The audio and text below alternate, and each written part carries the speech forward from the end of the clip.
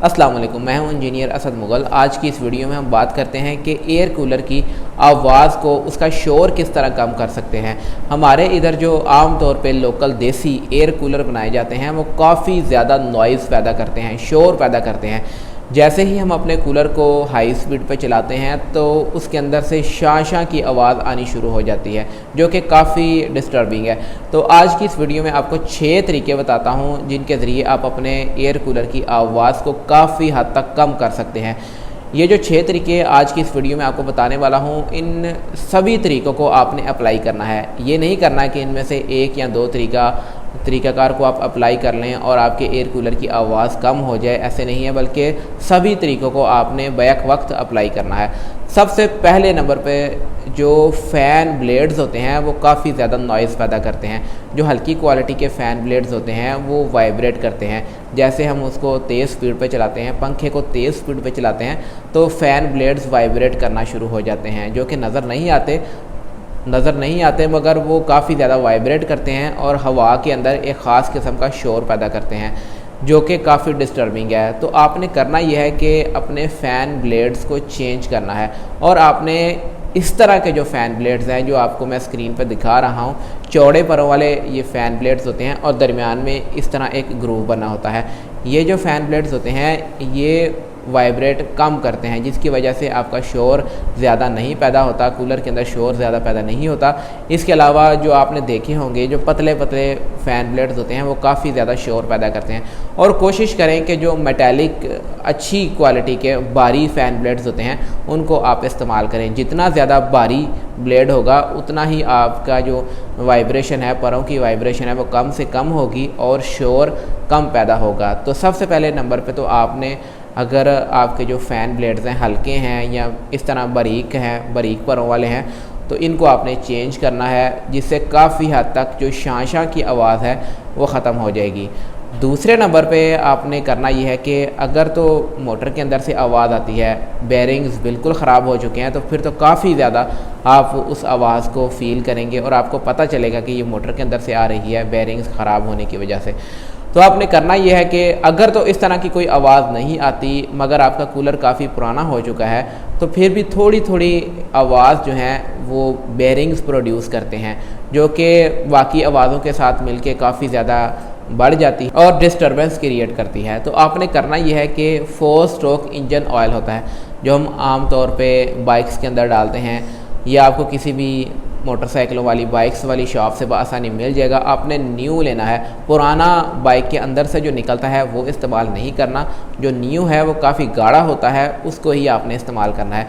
और उसको आप 4 स्ट्रोक इंजन ऑयल को आप किसी भी जो वॉशिंग मशीन को हम ऑयल देने के लिए वो एक डब्बी सी हम इस्तेमाल करते हैं, बोतल इस्तेमाल करते हैं, उसके अंदर डाल के तो आपने मोटर के दोनों बैरिंग्स, 2 बैरिंग्स होते हैं, एक आगे होता है, शाफ्ट यहाँ पे होती है, एक आगे की तरफ होता है, एक पीछे की तरफ होता है।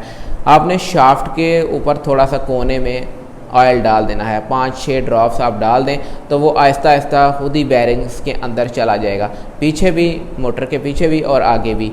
अगर आपको पीछे इस तरह के उसके ऊपर कवर लगा हुआ है तो आप मोटर का पहले कवर उतारें और उसके अंदर एक छोटा सा मोटर को ठंडा रखने के लिए फ़ैन मौजूद होगा, उस फ़ैन को भी आप उतार लें और फिर उसके अंदर आपने 4 स्ट्रोक इंजन ऑयल डालना है। इससे होगा ये कि आपका जो मोटर का बैरिंग है उसकी लाइफ में भी इजाफा हो जाएगा, वो जल्दी ख़राब नहीं होगा।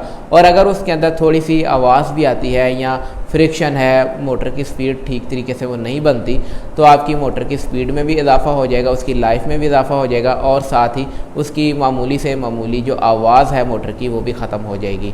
ये था दूसरे नंबर पे। तीसरे नंबर पे आप अपने कूलर के साथ रेगुलेटर इस्तेमाल कर सकते हैं। जो हम आम तौर पे सीलिंग फैंस के साथ स्पीड कम करने के लिए एक रेगुलेटर इस्तेमाल करते हैं, वही रेगुलेटर आप कूलर के साथ इस्तेमाल कर सकते हैं।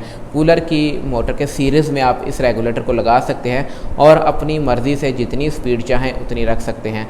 जहाँ पे आप अपने आप को कंफर्टेबल फ़ील करेंगे आप उतनी ही स्पीड पर रख के कूलर को चला सकते हैं। जो आम तौर पे कूलर के साथ स्पीडें आती हैं वो 1 या 2 स्पीडें गिवन होती हैं। तो अगर आप ये रेगुलेटर इस्तेमाल करते हैं, इससे किसी भी तरह का मोटर को नुकसान नहीं पहुँचेगा। इसके 2 फ़ायदे होंगे। पहला, एक आप अपनी मर्ज़ी की स्पीड बरकरार रख सकते हैं। दूसरे नंबर पे ये बिजली की भी बचत करेगा। वो कैसे? अगर आप हल्की स्पीड पे कूलर को चलाते हैं तो उतने ही कूलर की जो मोटर है वो कम एम्पेयर कंज्यूम करेगी, यानी कि कम बिजली खर्च करेगी, तो इससे आपकी बिजली की भी एक हिसाब की बचत हो जाएगी। चौथे नंबर पे आपने अपने कूलर के कूलिंग पैड्स को 3 या 4 महीनों बाद लाजमी साफ़ करना है, क्योंकि जैसे ही पानी इनमें से गुजरता है और डस्ट बाहर से शामिल होती है तो डस्ट कूलिंग पैड्स के अंदर जम जाती है और इसके जो आगे सुराख होते हैं जहाँ से हवा गुजरनी होती है वो सुराख छोटे हो जाते हैं और एक सीटी की तरह की आवाज़ पैदा होती है, जो कि इस तरह तमाम सुराखों से आवाज़ मिल के काफ़ी ज़्यादा शोर पैदा होता है। तो आपने अपने कूलिंग पैड्स को 3 या 4 महीनों के बाद ब्रश से लाजमी साफ़ करना है, ताकि इसके अंदर जितनी भी डस्ट वगैरह है वो साफ़ हो सके और कूलिंग पैड्स के जो सुराख हैं जहाँ से हवा गुजरनी होती है वो खुले हो सकें। इससे कूलिंग में भी इजाफ़ा होगा और आवाज़ भी काफ़ी हद तक कम हो जाएगी और कूलिंग पैड्स की लाइफ भी बढ़ जाएगी। तो ये आपने काम 3 या 4 महीनों बाद लाजमी करना है। जो हनीकॉम कूलिंग पैड्स होते हैं उनकी सफाई तो बहुत आसान है, और जो दूसरे वुड के कूलिंग पैड्स होते हैं उनकी सफाई थोड़ी सी मुश्किल होती है, और उसको आप वैसे ही हर सीज़न के बाद चेंज करवा लिया करें जो वुड के कूलिंग पैड्स होते हैं। 5वें नंबर पे अपने कूलर की बॉडी के जितने भी स्क्रूज़ हैं यानी कि पेच हैं उनको आपने टाइट करना है। अगर तो आपको पता चल रहा है कि कहीं से वो प्लेट उसकी या बॉडी हिल रही है, वाइब्रेट करती है, तो उस वाले स्क्रू को आप सिर्फ टाइट कर सकते हैं, वरना आप तमाम जो पेच हैं कूलर की बॉडी के साथ जितने भी पेच लगे होते हैं उन सब को थोड़ा थोड़ा टाइट कर लें। ज़्यादा आपने टाइट नहीं करना, इससे पेच की चूड़ी ख़राब हो जाएगी। थोड़ा थोड़ा आपने टाइट कर लेना है। इससे होगा ये कि अगर थोड़ी सी भी किसी कूलर की बॉडी के पार्ट के अंदर वाइब्रेशन है वो भी ख़त्म हो जाएगी। तो इस तरह भी आप इस कूलर की आवाज़ को कम कर सकते हैं। 6ठे नंबर पे आपने अपने कूलर की बॉडी के नीचे जो पहिए लगे होते हैं, व्हील्स लगे होते हैं, उनको देखना है।